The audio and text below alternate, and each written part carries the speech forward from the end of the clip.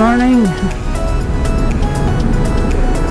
At yun nga, pupunta tayo ng opisina para sa pre-departure orientation seminar.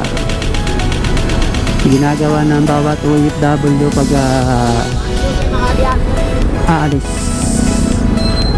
papuntang abroad.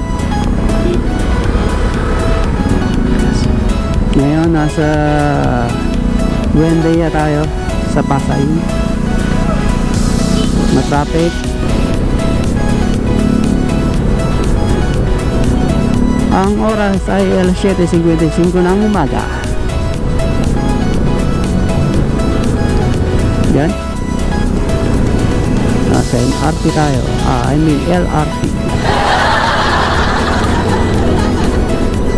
Ganito kay struggle yung pagmumotor pag nandito ka sa Manila. Hindi totoo yan. No? Kailangan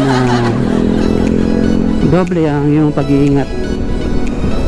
At mamayang gabi pagkatapos pumirma ng kontrata,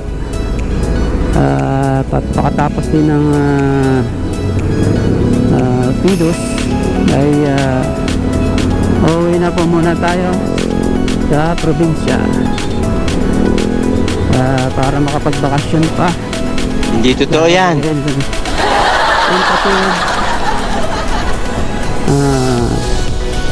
Ngayon February 25 ang alis. Bola lang yan. Tentative pa lang.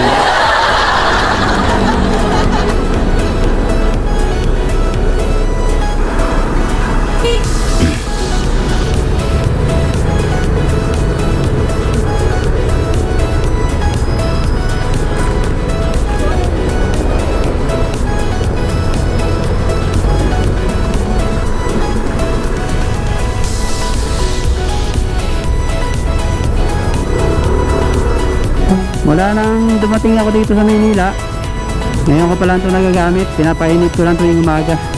Hindi totoo yan. Ay, naglalakad na lang ako. Bola lang yan. Exercise na rin. Preparasyon para sa medical. So far, okay naman na yung medical. Natapos na. Na-clear naman na. Mayroon lang tayong high cholesterol tsaka mild hearing loss. Yan ang ating pending, pero so far okay naman na. Cholesterol normal sa nakalipas ng daan.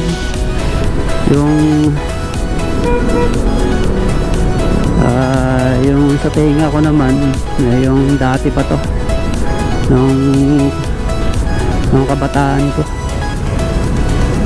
kahit masakit na sa tenga, sumisisid pa rin sa dagat. Makakuha lang ng isda, no? Kaya gano'n. So far malapit na tayo sa Makati.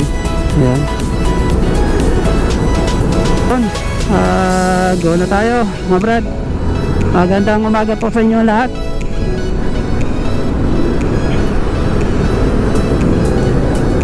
Ingat tayo dito dahil medyo malalim ang lubak dahil sa release to train. Hindi rin biro mag-angkas o kaya mag-joyride dahil bukod sa traffic at singitan, may angkas ka pa.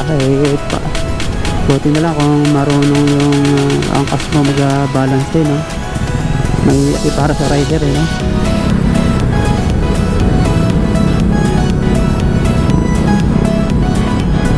So pa, ganito yung sistema ng pag mamotor dito sa Manila.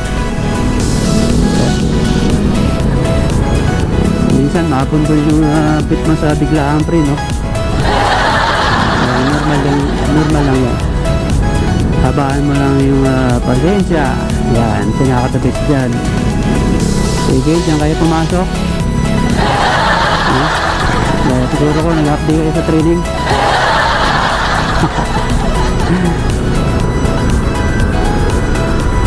Ba't yun na lang kasi paglamahan yung bisikleta at saka motorsikleto dito sa bike lane, you know?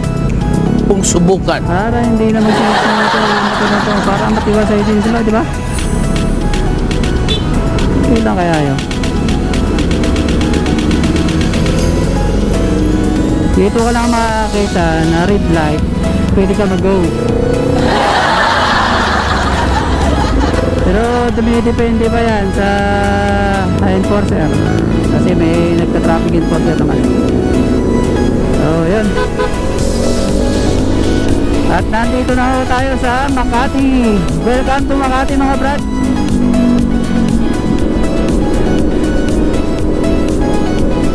Makikita nyo yung aking opisina mamaya. I-vlog natin.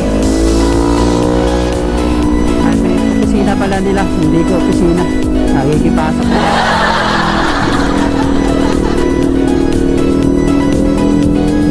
Ayun, at naabutan pa tayo ng traffic.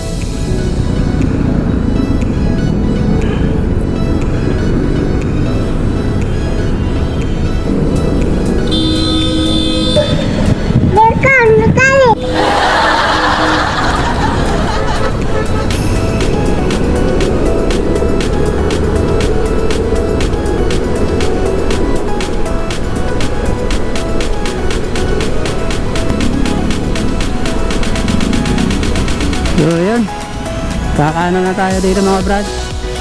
Lapit na tayo.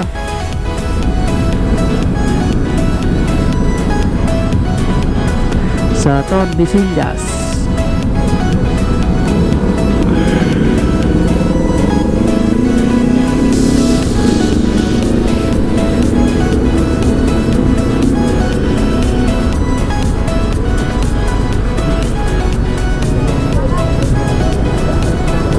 Ganda ng box niya. Free.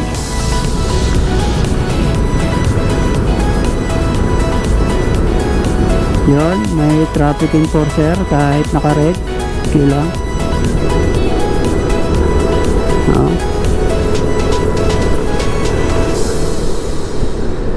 At tuloy-tuloy lang tayo. Maraming one-wayan dito sa loob ng Makati. Hindi totoo yan.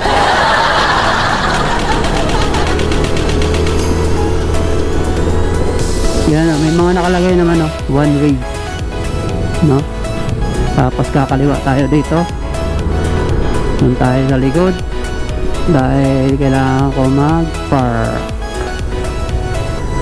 Okay.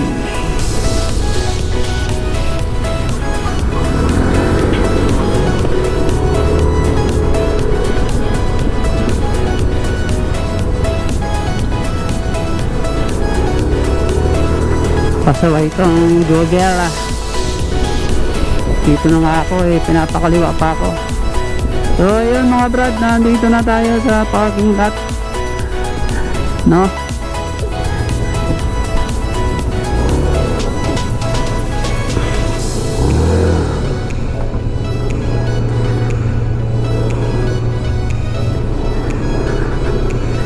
So may tagabantay dito.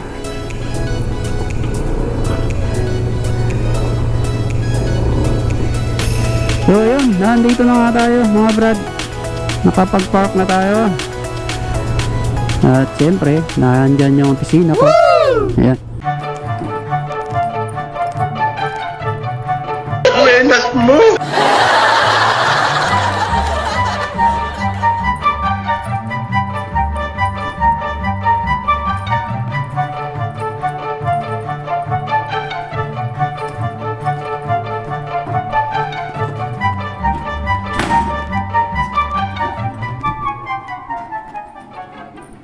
You never seem to use as much as you take.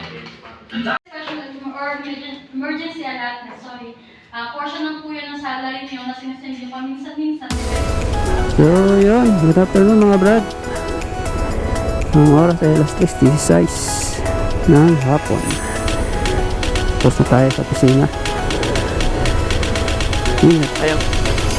Hindi pa tayo nakapirma ng kontrata. Ang sabi ay sa Lunes pa. So stay muna tayo ng Friday bukas.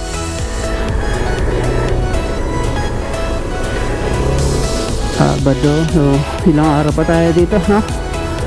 So far yan ang aking opisina. Uwi na tayo ng boarding house dahil pinapabalik pa tayo sa Monday. So di pa tayo makauwi ng probinsya.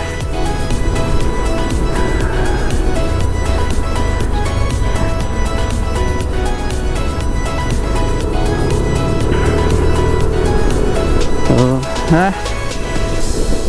nandito pa tayo sa loob ng Makati. So yun, nabutan tayo ng traffic.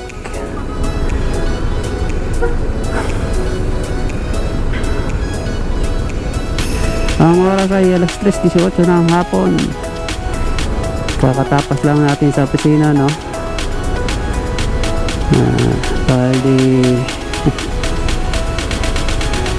Bali pinapabalik pa tayo sa Lunes. Paalam ako, ayaw pa ako payagan dahil pipirma pa tayo ng kontrata. So hantay muna tayo dito.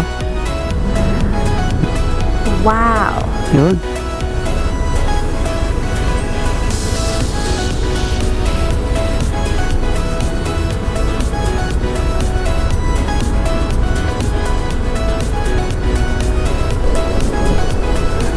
Dati nang bago-bago pa akong pumasok ng Makati, grabe kabado talaga ako dito. Well, parang yung biliko ka pa lang, yung may manghuhuli na kaagad. Yaka. Ayan, traffic tayo. Dahil rush hour na, mag-alas 4 na, 3:30. Ayan, na-traffic talaga dito sa part na to. So yun, wakas nag-go na rin.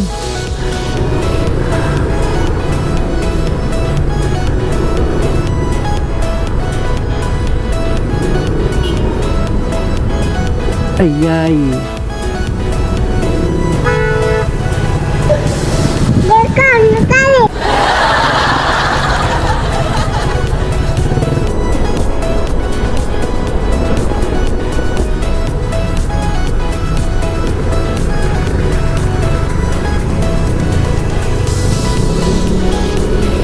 Traffic na naman mga brad, hapon na.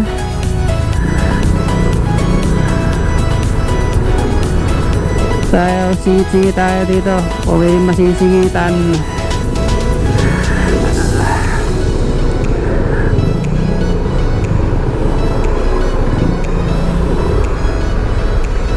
Ganito ang talaga pagka hapon na.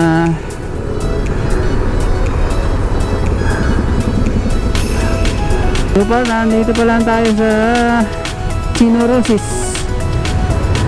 Yung crossing na yan, Chinorosis yan. Yan yung dati kong madalas daanan papuntang opisina sa Pandiship.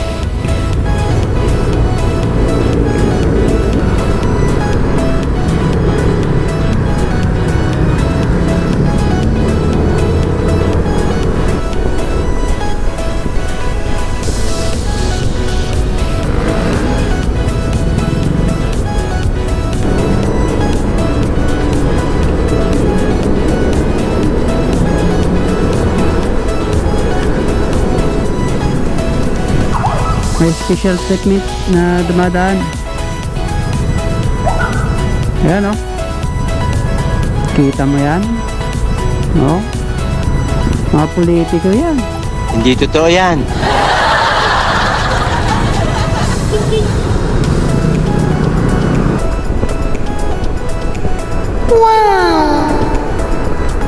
Nandito na tayo mga brad sa TAP station sa Buendia. Kaya para dire-diretso to, papunta tayo ng Ruas Boulevard. Pero mag-u-turn tayo, papunta tayo ng FB Harrison, dito tayo sa UWA.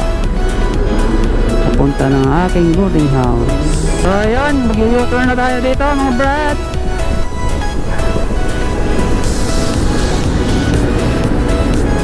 Tagal-tagal yung stay natin sa Manila.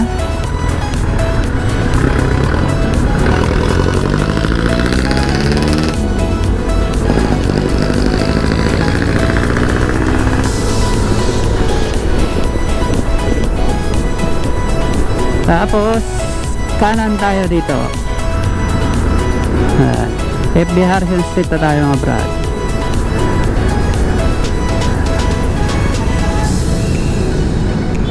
Oh, 200 meters nasa boarding house na tayo. So yun, nandito na nga tayo mga brad. Nandito yung aking boarding house. Yan. Oh.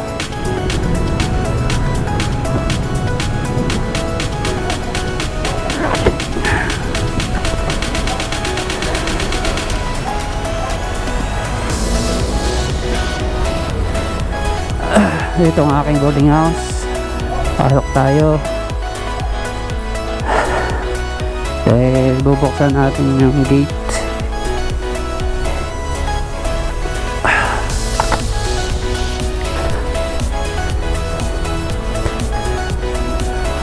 Ito yung gate.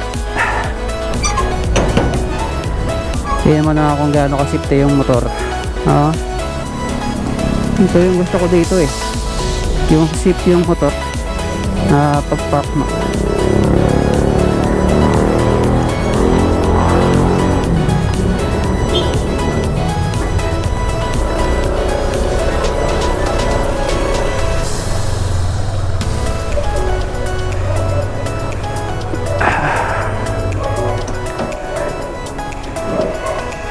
Tapos siyempre sasarado ulit natin.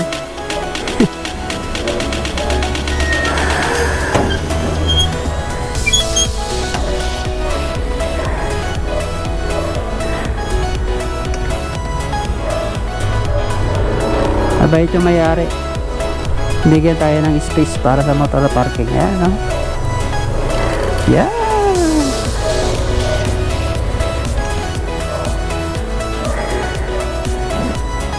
Alright.